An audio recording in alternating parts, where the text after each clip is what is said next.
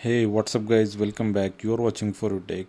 So, I'm using the View Android Smart TV from last 1 year, but suddenly, few days back, my home button, which I used to access my Android smart settings and Android applications, is not working anymore. So, I searched over the internet for the solution of this problem. So, I came into the conclusion that most of the users getting this problem, and there is no proper support from Android View TV customer care. So in this video we are going to show you how to solve this problem. So without wasting any time, let's get started.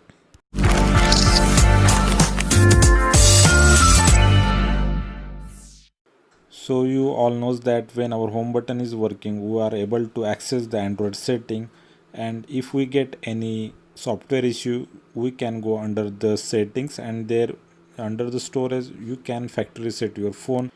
But in this case I can't able to access my home button, so I can't able to enter into the software setting. So here you have to use the another Android remote that comes with the Android TV. Here you will get the dedicated button, that is the source button.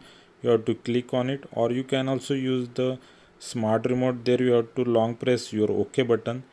Now you have to click the 3195.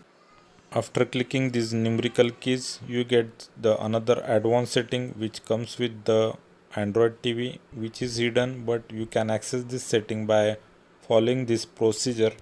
Under these advanced options you get the bunch of the settings, but you have to go to the general settings only. Under the general setting you get the out factory reset option. Here is that one, out factory reset. You have to click OK, and then it will ask you, you want to reset your factory reset your Android TV. Then you have to click on the OK.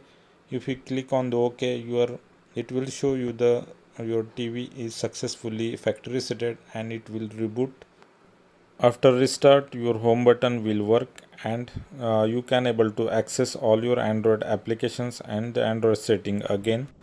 When I got this issue, I called the customer care. They told me that your TV is out of warranty and the technician will come at your home.